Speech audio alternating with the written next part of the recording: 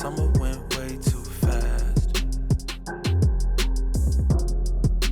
I'm trying real hard to remember all of the good times.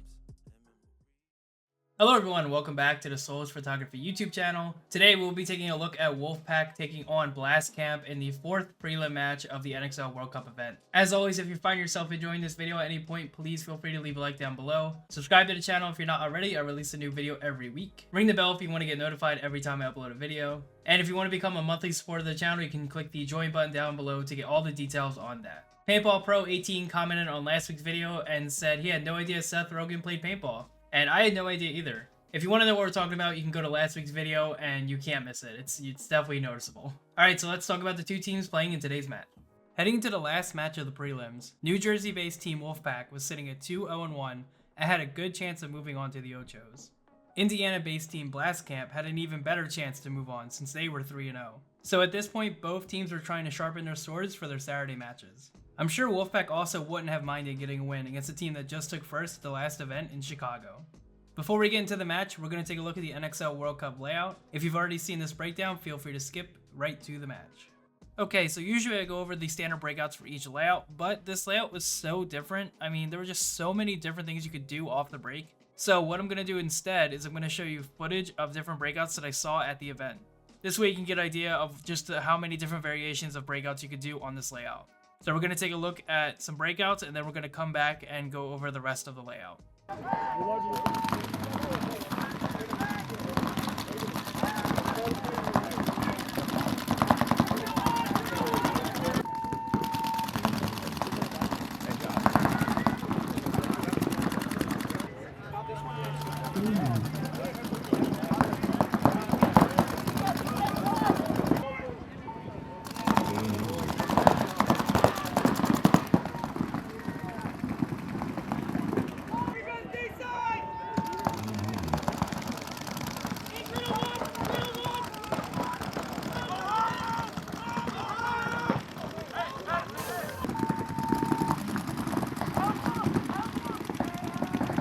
Alright, I hope that gave you a good idea of the breakouts that were happening here at the NXL World Cup event. Now, as far as what happened after the breakout, this snake side was definitely king on this layout. The D side could be aggressive when it wanted to and if it opened up, but mainly this snake side was where you won this event. A couple key bunkers that helped contain this snake side was this bunker right here. This player could get in here early and shoot down into the snake gap right here.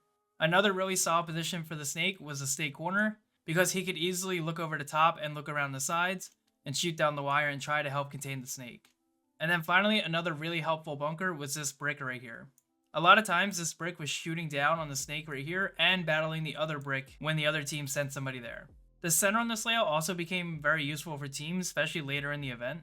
This wedge became really useful for teams to stop the D side and help contain it, because this wedge player would shoot right here in between that gap. And obviously this tower was very useful in trying to contain the D side and also helping the pusher one up the field. But really the D side was just a pretty standard D side. Your main goal was to get as far up into the Doritos as you could, possibly look inside if you could try and get a kill, but your main job was to get control of that wire. One last thing I noticed about this layout was that a lot of players were throwing full pods of paint into other bunkers in front of them to try and confuse the other team, basically trying to set a trap for the other team. I'll throw a clip of this up as an example so you can understand what I'm talking about.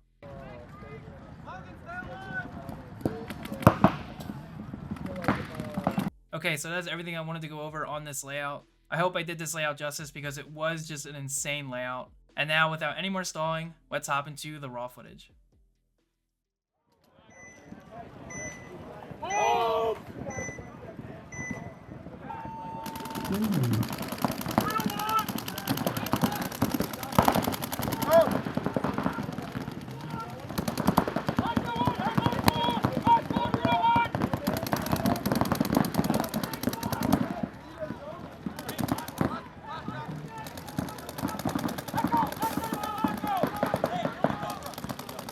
Back center.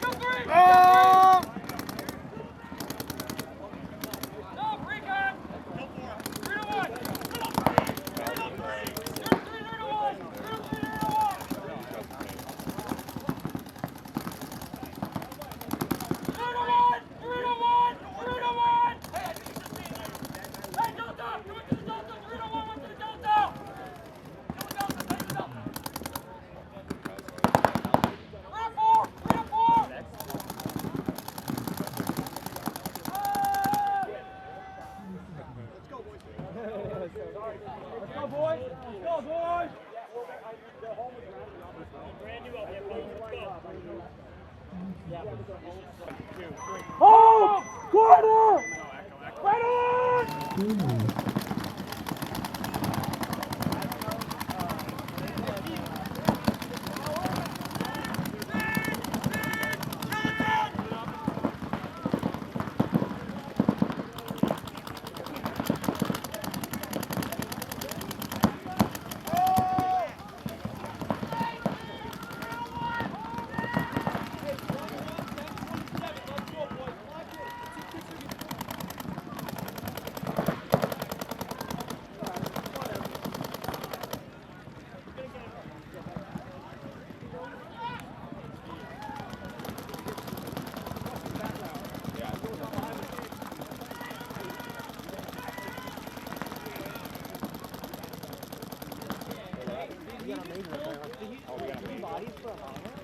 I know, I pointed at the ground and said that's yellow, and he said no, it's a major.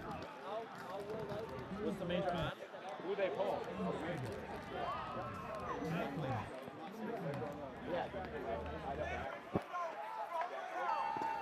Yes.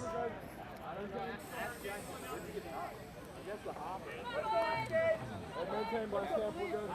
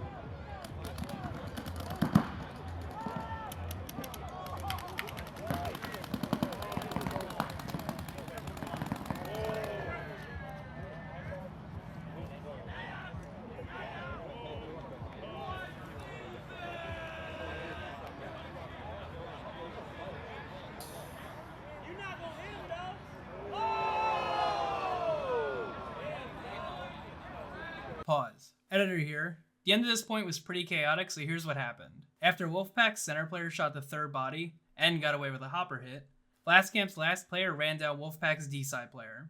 After he ran him down, Blastcamp got a major for overshooting and Wolfpack got a minor for yelling from the pits. The head ref decided to cancel out the penalties and both teams would start with 5 for the next point. Hope that helped, and now let's get back into the match.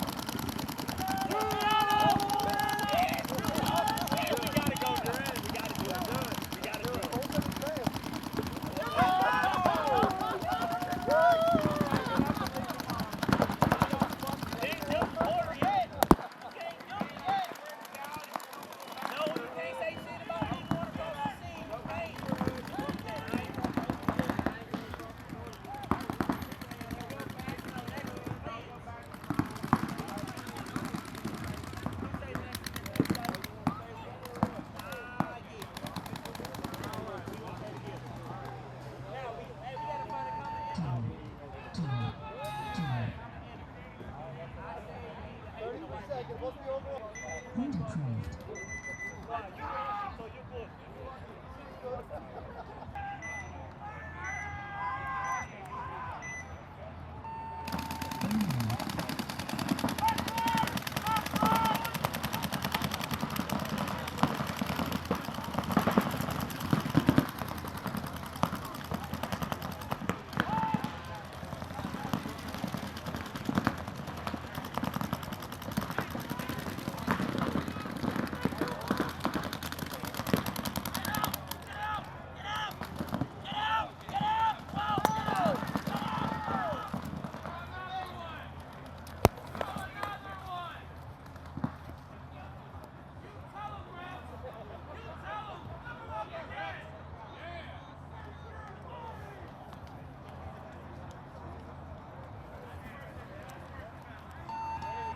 Yes.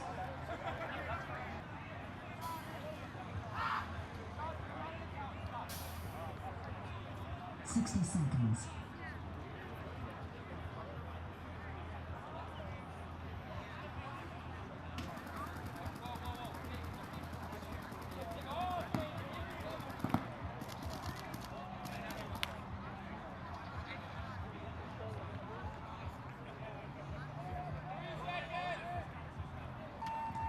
Game time finished. Game start. Pause.